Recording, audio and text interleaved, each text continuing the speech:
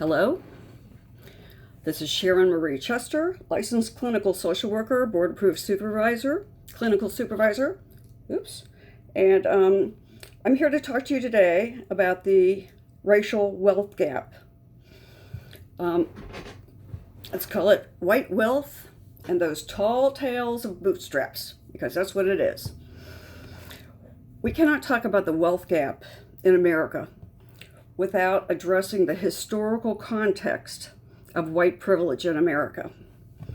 We white folks like to call ourselves immigrants, when in fact our skin folks were colonizers. As outsiders who arrived on these lands, our forefathers terrorized, murdered, and marginalized the indigenous people who called this place home. As the population from Europe accelerated dramatically, the colonizers caught on to the idea that they'd better quickly establish a social and political hierarchy to ensure that their culture, values, and priorities superseded and systematically marginalized any potential competition.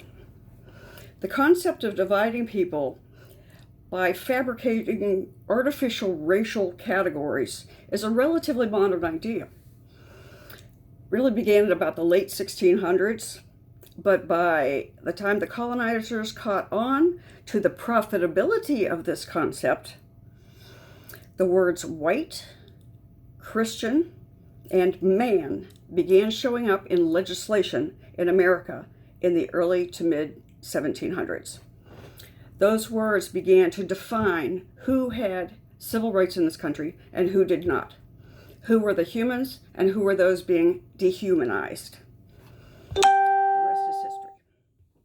Too many people who still buy into the false racist narrative that they won't get over slavery either don't know or don't want to know the first thing about 100 years of Jim Crow laws that guaranteed the political and economic oppression of people of color right through this very day.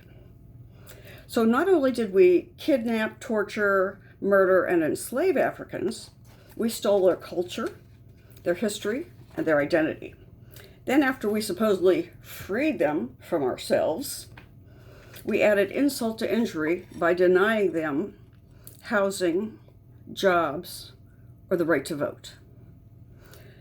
The system was designed to institutionalize the words of Willie Lynch. He said, "I have a foolproof method for controlling your black slave. If installed correctly, it will control slaves for at least 300 years.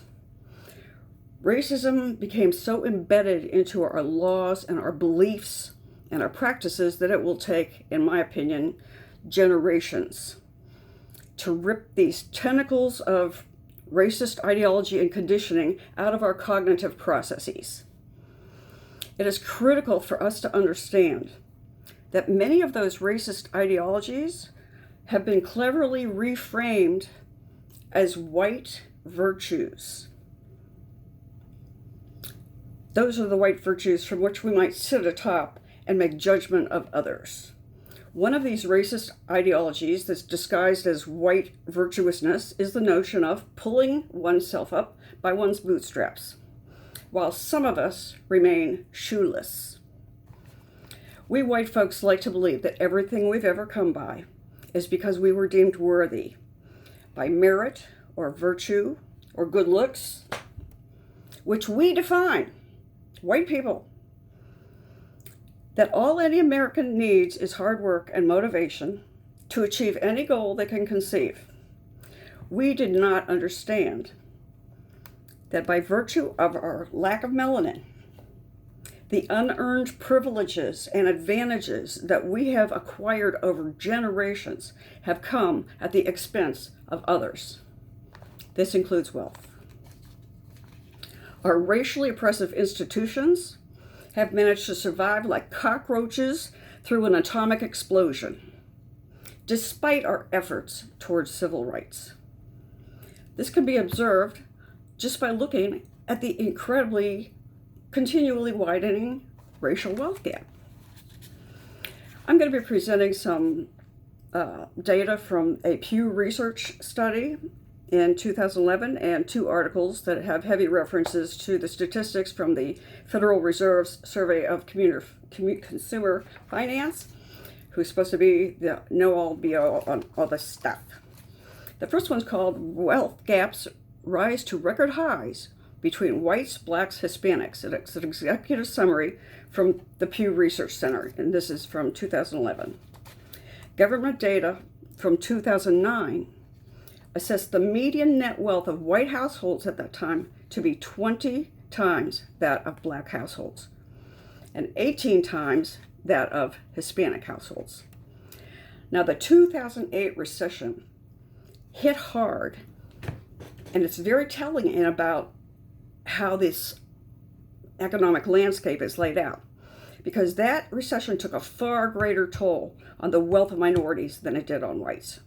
From 2005 to 2009, the median wealth of Hispanic households fell. This is a 4-year period over that recession. Hispanic households' median wealth fell 66%. The median net worth among black households fell 53%. But in white households, they did not get hit with as hard of a toll. Only 16% of white households, 16% was the amount of median wealth that was lost for white people over that 4-year period.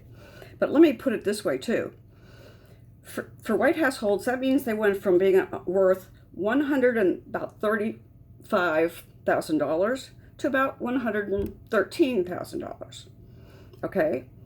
For black households, who fell 53%, they only had $12,000 before the recession in median wealth.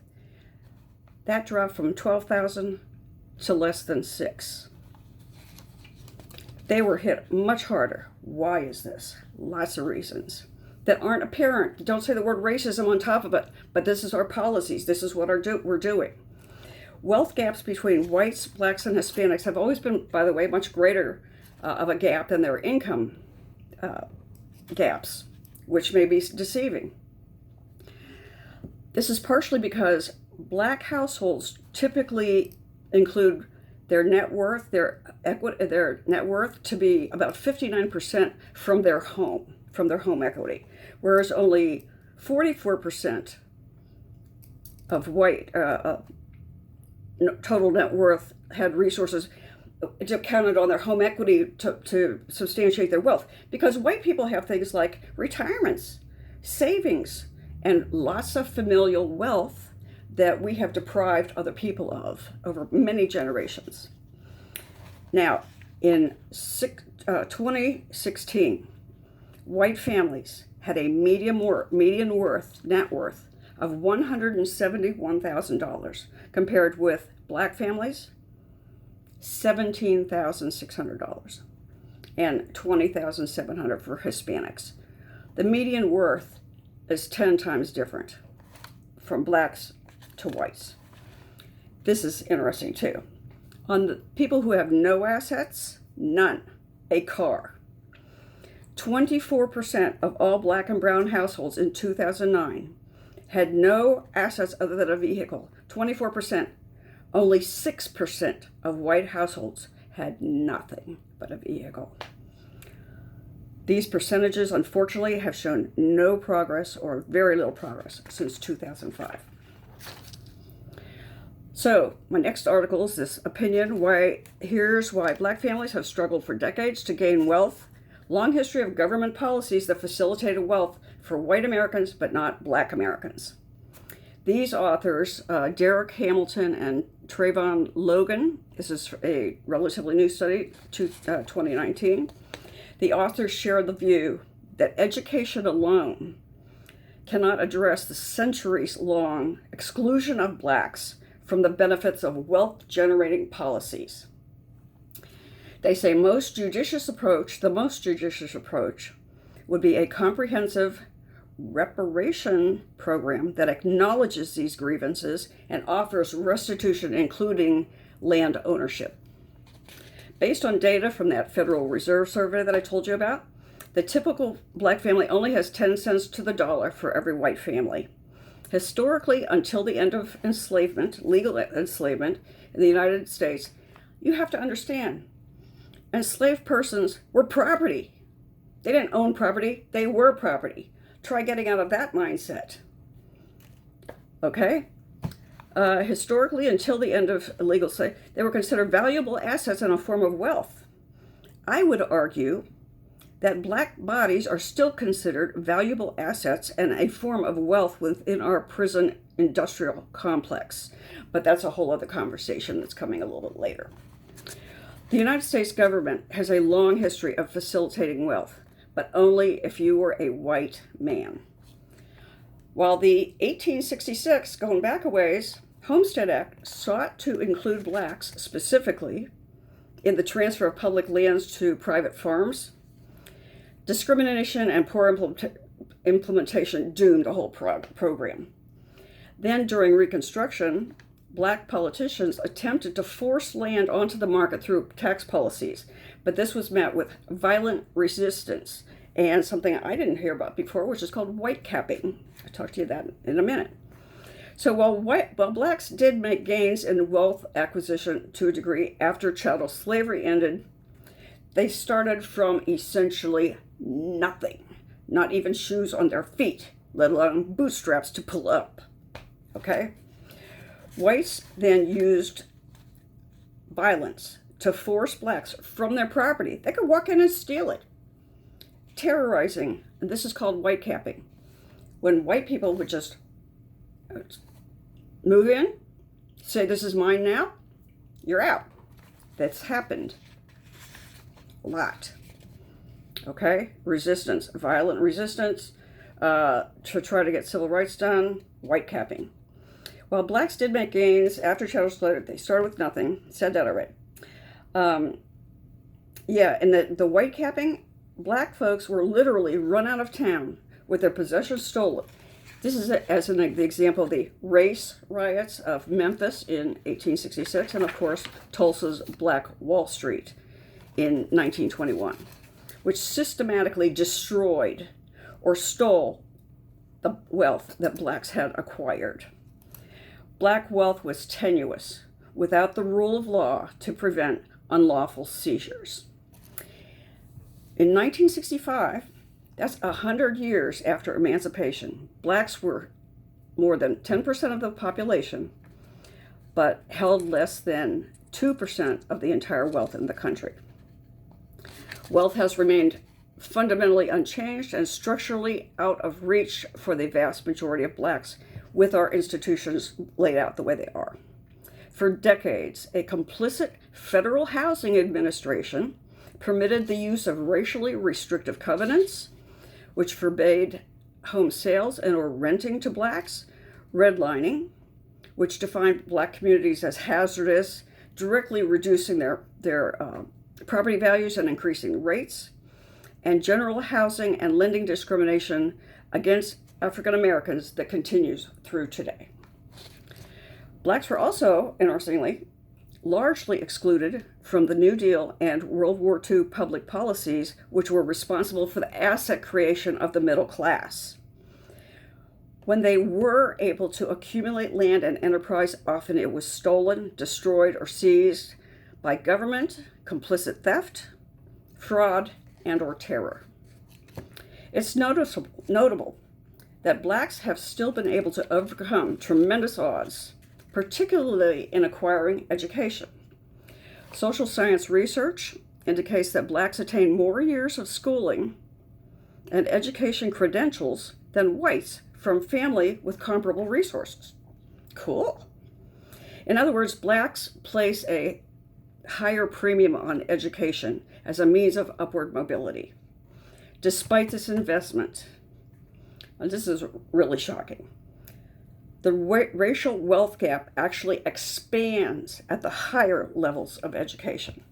To put this in context, black families were the head of the household has a college degree will have less wealth than white families where the head of the family dropped out of high school. Yes, indeed. Okay, my final article that I want to point out some interesting things on here is white families have nearly 10 times the net worth of black families, and the gap is growing. This is a Washington Post article from 2017. Okay, despite gains in income and wealth, the economic chasm between families of color and their white counterparts widened between 2013 and 16. This is about that period, which is really interesting. While white families had largely recovered from that recession by 2013, families of color are only now beginning to reach some kind of stability. But this is amazing. While the net worth for all racial groups fell by 30% during the recession, households of color experienced an additional 20% decline afterwards in the years between 2010 and 2013, at a time when whites had initially established themselves in a stable mode again. They were set up. Blacks were continuing to decline. The federal reports a survey of the consumer finances, 60% of white families have retirement savings. That's double the rate of families of color. White families are twice as likely to own a business. White households are generally older, more highly educated, more likely to have received an inheritance, familial wealth, and they are less likely to be headed by a single-parent household than their non-white counterparts. But even among families headed by someone with a college degree, this is that split. The median net worth for white families is substantially higher at a sliver under $400,000, compared with families of color, which is well below $100,000. In dollar terms, families of color are continuing to fall behind, and it is not for lack of hard work or motivation. It is our systems. There's a tendency, they say, to think that people who have lower wealth can be cured by individual behavioral changes, such as spending more wisely, getting an education, but that is not what's driving this wealth gap. This is from an Urban Institute fellow who specializes in the study of the wealth gap. She says it really requires getting to the underlying problems that contributed to the huge wealth gap in the first place. It's about structural barriers, policies, institutional practices, and programs that created this huge divide. In order to grasp the full historic evolution of the racial wealth gap, it takes a thorough understanding of how generations of unearned white privilege that we continue to enjoy comes at the expense of our kin of color. I did not create these problems, but I was born into a higher quality of life because of a system that continues to afford people who look like me unearned advantages at the expense of others. Just because it wasn't our fault does not give us a free pass out of owning that or allowing these inequities to continue. Black Lives Matter. This is Sharon Marie Chester, licensed clinical social worker. Thank you for listening.